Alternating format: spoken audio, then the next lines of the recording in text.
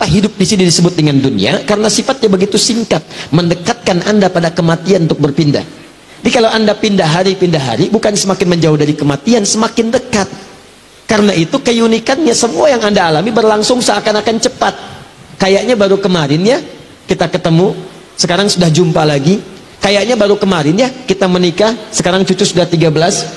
Kayaknya baru kemarin ya kita sekolah SD, sekarang sudah sama-sama bekerja di tempat yang sama. Kayaknya baru kemarin, dan kemarin. Itulah dunia.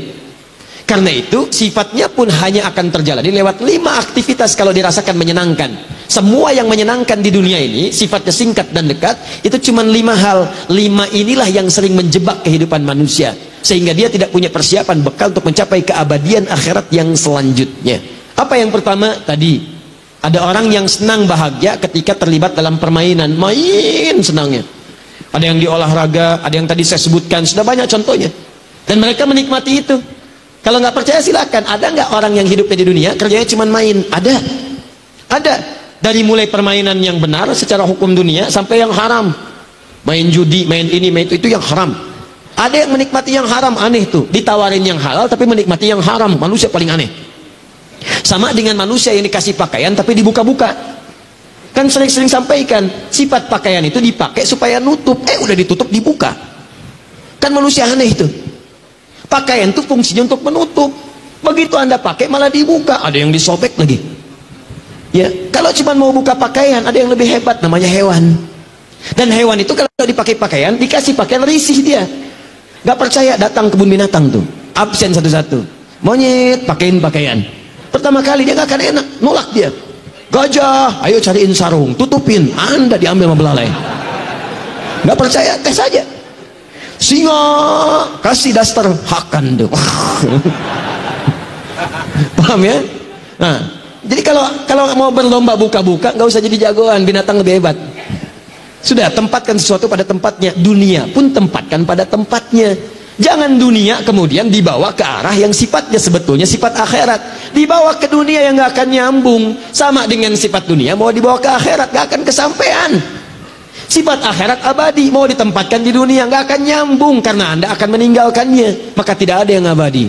Maka yang pertama, banyak orang terjebak pada permainan. Ini dia, hidupnya cuma main aja. Sampai turun hadis qudsi. Qala Rasulullah sallallahu alaihi wasallam, haddatsana qala Allah azza wa jalla, ibadi. Kata Rasulullah, Allah Subhanahu wa taala menyampaikan, ibadi, duhai hamba-hambaku, khalaqtuka lil ibadati fala tal'ab. Aku ciptakan kamu itu buat ibadah, jangan banyak mainnya. Sebab ibadah itu buat bekal kamu pulang. Pulang ke akhirat alamnya beda, sifatnya lain, maka nggak bisa dipakai bekal dunia. Karena alamnya lain. Anda saja di dunia punya sifat yang berbeda, tempat satu dengan yang lainnya tidak sama. Apa Anda pikir di Indonesia mau ke Amerika bisa sama keadaannya? Tidak.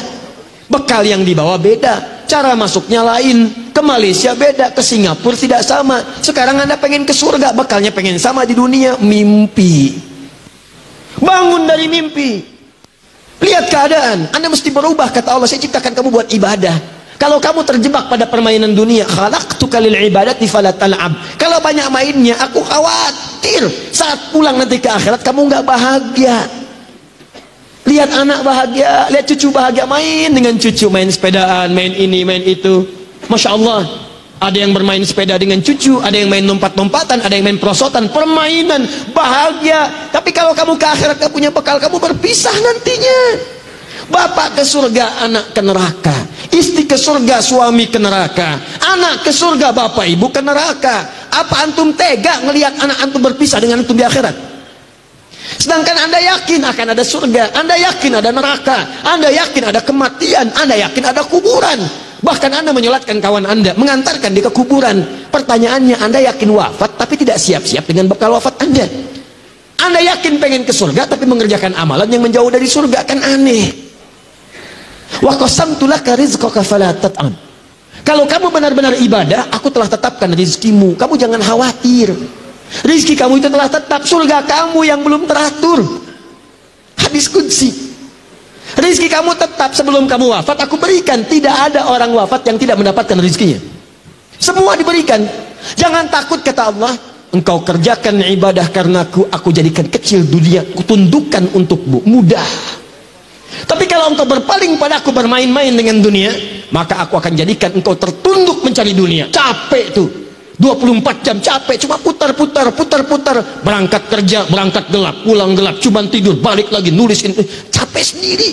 Begitu dapat sakit, sholat gak sempet, tahajud gak bisa, baca Quran gak ada.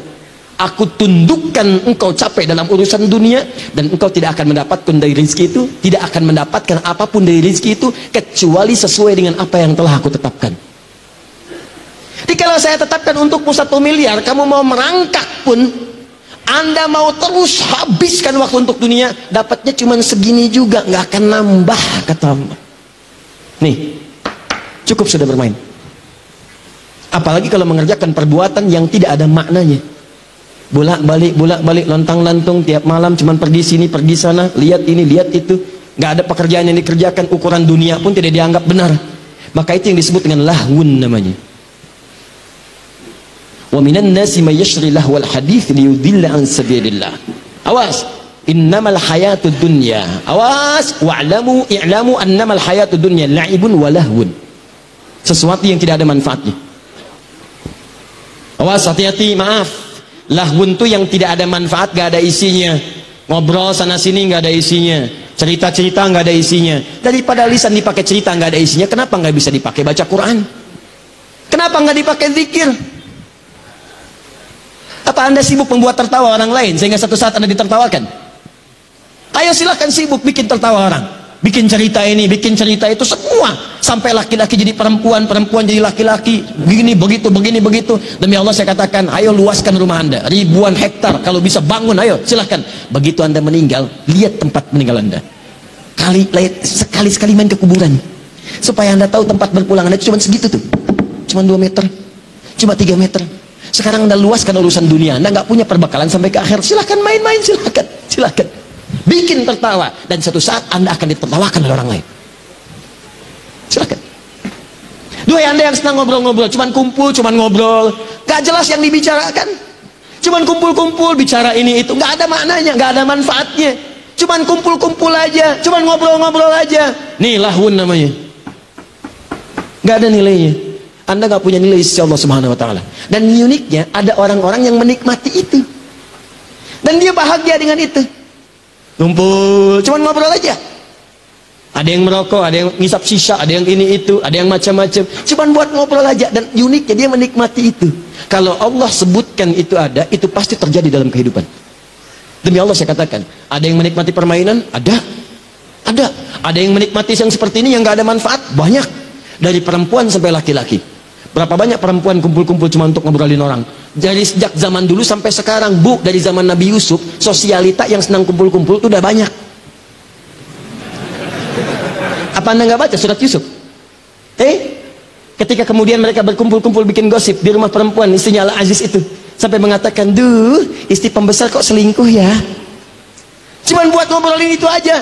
Kedengaran sama pembesar, diundang, begitu diundang masuk, Yusuf keluar. Tuh, Yusuf ganteng-ganteng Nabi. Orang sekarang ganteng-ganteng serigala. Bayangkan, Yusuf tuh. Dia orang dulu tuh lebih pas, orang sekarang nggak ada kreativitasnya. Keluar Yusuf, begitu keluar, wa qulna hasya lillahi ma hadza bashar in hadza illa malakun karim. Ini sih bukan malaikat, bukan manusia. Ini bukan manusia, ini malaikat yang menyamar dalam rupa manusia. Wa qata'na aydiyahunna, tanpa sadar mereka sedang mengiris buah itu, teririslah kemudian tangannya. Masya Allah, Nabi Yusuf ganteng, Nabi tawadu, dilihat oleh orang sampai teriris tuh.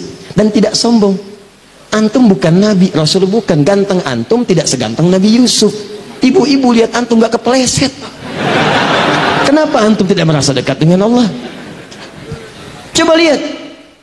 Yang mau saya sampaikan, kalau cuma kumpul-kumpul, ibu ketinggalan telat, Bu. Zaman dulu udah ada. Nabi Yusuf itu udah lama lahirnya, udah lama. Ibrahim alaihissalam, Ibrahim melahirkan Ishak, Ishak melahirkan Yakub, Yakub melahirkan Yusuf. Di Yusuf keturunannya dari Yakub, dari Ishak, ketiga dari Nabi Ibrahim alaihissalam. Nabi Ibrahim alaihissalam ke Nabi Muhammad 30 generasi. Satu generasi bisa ribuan tahun. Muhammad bin Abdullah bin Abdul Muttalib bin Hashim bin Abdul Manaf bin Qusay bin Murrah bin Kilab bin Ka'ab bin Ghalib bin Fihir bin Malik bin Nadar bin Kinanah bin Khuzaimah bin Mudrika bin Ilyas bin Nizar bin Mudar bin Ma'ad bin Adnan bin Addi bin Adri bin Muqawwam bin Lahud bin Tarikh bin Ya'rab bin Yasib bin Nabit bin Ismail alaihissalam bin Ibrahim alaihissalam. 30 generasi. Ulangi.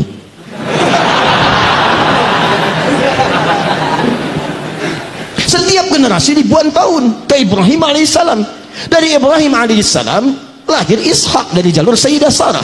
Dari Sarah kemudian melahirkan Ishak. Dari Ishak lahir Yakub. Dari Yakub lahir Yusuf. Sejak zaman Nabi Yusuf sudah banyak perempuan kumpul-kumpul buat gosip.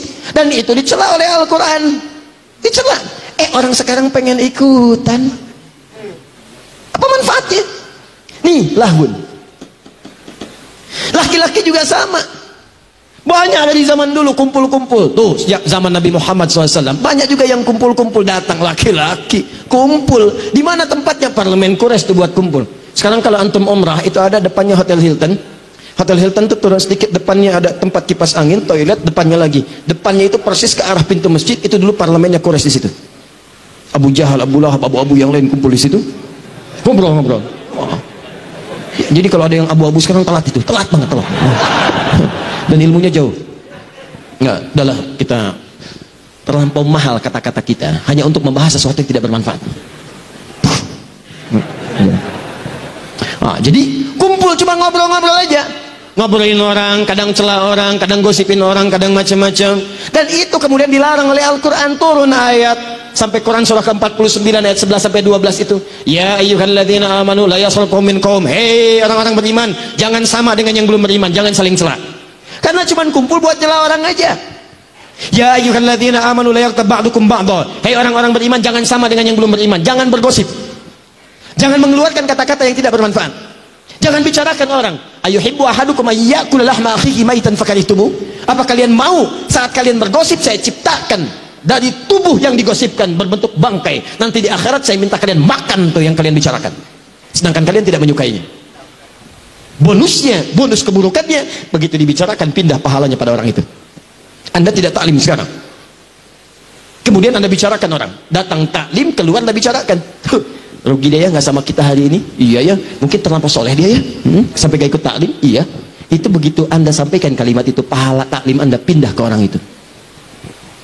Gabung satu orang lagi, kenapa itu, iya nggak nyangka dia, nyangka, pindah lagi. Di sini orang bilang, alhamdulillah saya tidak. Kenapa? Tidak seperti 3 orang itu tuh Ustaz. Mereka itu bicarain orang aja bisanya. Nggak bagus ya Ustaz ya. Memang mungkin mereka belum dapat hidayah. Pindah Pak, pindah. Itulah namanya. Saya tanya pada Anda, ada sekarang orang cuman kumpul-kumpul buat ngobrol yang tidak bermanfaat? Ada, sampai dibikin acara. Tuh lihat di TV itu. Yang paling dahsyat itu, kok bisa ada orang mau dibuka kehidupannya, datang ke kamarnya, dibuka ini tempat tidurnya macam-macam. Wah, perampok tuh seneng banget, dibuka semuanya. Bangun jam sekian, ini baru bangun tidur udah kelihatan wajahnya. Apa Anda nggak punya privasi dalam kehidupan? Apa mau dibicarakan orang semuka bumi? Begitu tampil kan Anda kelihatan orang semua. Apa tidak mau Anda menjaga privasi Anda? Apa senang dibicarakan baru bangun tidur kelihatan? Ternyata ganteng-ganteng belekan ya. Ternyata tempat tidurnya pink ya, dan seterusnya. Nih lahun sekarang bertransformasi jadi acara yang seakan-akan dinikmati. Dan perhatikan, ratingnya tuh tinggi. Ratingnya tinggi berarti ada orang-orang yang salah orientasi dalam kehidupan dunianya. Dia hanya peduli dengan sesuatu yang seakan-akan nikmat, padahal sifatnya fata morgana. Ini berbahaya, bahaya.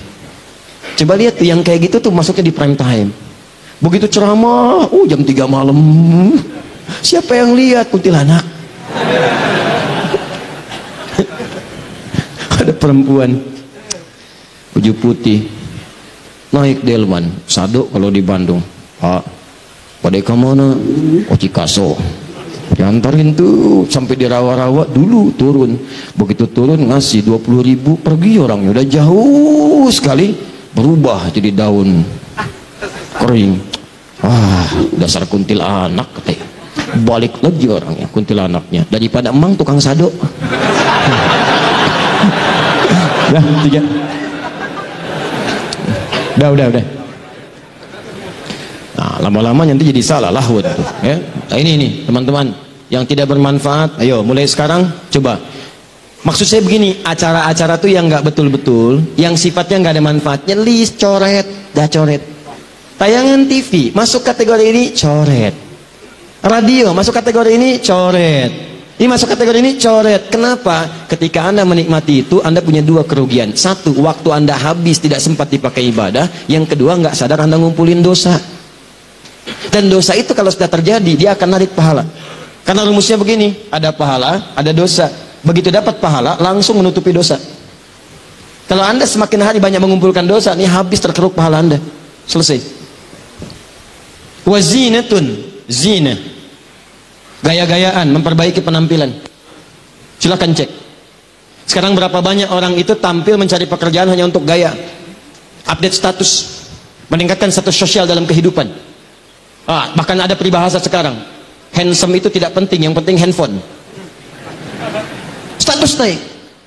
Lain sekarang orang penghormatan ditentukan oleh status. Bukan nilai-nilai kebaikan yang positif. Dulu tuh kebaikan positif itu yang menentukan, sekarang agak beda. Statusnya kalau makin kaya, makin dihormati. Makin populer, makin dihormati. Makin nyeleneh, kadang-kadang juga makin dihormati. Maka kadang-kadang yang paling berbahaya, ada orang mempertahankan statusnya demi gayanya. Maka yang seperti itu akan menjadikan kehidupannya sulit. Ingat baik-baik. Ingat baik-baik. Ada sementara orang yang menikmati tampil dalam bergaya. Dia cuma senang begitu aja dan nikmat kelihatannya. Lihat, Masya Allah, pakai mobil ini. Dan dia merasa nikmat. Padahal kata Al-Quran, nih, itu mata'ul ghurur. Kesenangan sementara yang menipu. Begitu Anda terangkat, seakan-akan dunia datang kepada Anda. Begitu hilang popularitas Anda, ini yang jadi persoalan. Zinatun, gaya. Dalam fisika, hukum gaya berbanding lurus, hukum Pascal dengan tekanan. Rumusnya F berbanding lurus dengan P. Gaya berbanding lurus dengan tekanan. Semakin banyak gaya, semakin tertekan. Jadi kalau orang, persoalannya kalau sudah kehilangan sumbernya, energinya udah nggak ada nih untuk dorong gaya nih, bahannya udah nggak ada, supportnya nggak ada, uangnya nggak ada, tapi gaya masih dipelihara, maka tekanan akan muncul di sini. Itulah yang menjadikan bahkan diri Anda bisa dijual pada orang lain dan seterusnya. Dan yang seperti itu kita doakan, bawa lagi kepada kebaikan, bukan diolok-olok. Ini ada orang sedang merasakan susah, dia langsung ditampakkan supaya berubah. Allah tampakkan itu karena Allah sayang kamu berubah. Jangan sampai kamu meninggal dalam keadaan demikian, kamu tobat. Anda malah membantu dia untuk merenungkan dan mendalami apa yang dia rasakan, sehingga seakan-akan dia merasakan gak ada guna dalam kehidupan. Itu angkat, bukan didorong dengan hal keburukan. Ada yang bikin parodi, ada yang bikin jualan roti 80 juta. Apa yang udah dapat? Untuk apa? Gak ada manfaatnya. Bangun malam, sujud, mohonkan, ya Allah, jadikan si fulana mendapatkan hidayah. Ya Allah, berikan ketenangan dan berikan dia untuk berpikir supaya dia bertobat. Bantu begitu. Dan Wallahu a'lam, mungkin dia akan jadi perempuan paling utama di hadapan Allah ketika bertobat. Bukankah ada seorang perempuan dihinakan pada waktu dulu, gara-gara kemudian beri minum anjing, dia kemudian dia bertobat dan surga baginya? Ingat ya, baca hadisnya mesti utuh. Jangan separuh-separuh. Kalau separuh-separuh Anda bermasalah. Perempuan ngasih anjing air minum, yang anjing yang haus diberi minum, bisa masuk surga. Wah, kalau cara bacanya begitu. Banyak pertemuan perempuan bertebaran malam-malam hari. Apa pekerjaan kamu begini? Apa nggak takut dengan Allah? Gampang, besok cari anjing kasih minum. Hadis itu harus dibaca dengan baik. Begitu datang dia dibuka slopnya, cari dia. Ada yang mengatakan bawa sebagian dari buah-buahan dia potong itu sebatang batok kelapa. Ada yang mengatakan dari slopnya ambil air, diberi minumlah air yang anjing yang kehausan dengan perasaan tulusnya sekali. Begitu melihat anjing jalan, dia berpikir anjing aja yang hina mendapatkan air, dia bisa tumbuh segar kembali. Kenapa saya yang bukan binatang tidak berubah? Saya harus berubah. Saya harus semangat lagi. Maka dia bertobat di hadapan Allah. Taubatnya itu yang menggugurkan dosa-dosa dia. Pemberian minum kepada anjing dengan ikhlas menjadikan amalan baru dia. Itulah yang mengantarkan dia ke surga. Maka bantu dia untuk tobat, bantu. Doakan, dorong, sujud, minta kepada Allah. Begitu tobat, Masya Allah, berubah. Mungkin dia mulia di hadapan Allah. Boleh jadi di pasangan Anda, mungkin.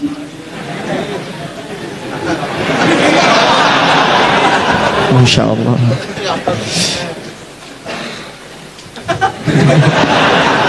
Nah ini nih, ada manusia yang senang tampil gaya dalam kehidupan. Gaya. Jadi ustadz gaya. Jelas ya? Gak cepat nih. Jadi kalau cuma gaya-gayaan, Anda tertipu. Anda tertipu. Karena itu cuma sementara. Wa tafakhurun bainakum. Tafakhurun. Saling berbangga-bangga. Tuh. Kumpul-kumpul buat bangga-banggaan aja, update status untuk menaikkan status sosial supaya dianggap fakhr. Naik. Jadi hebat. Kuliah untuk apa? Lulus supaya dikenal saya IPK-nya paling bagus. Kerja untuk apa? Supaya naik status, terangkat.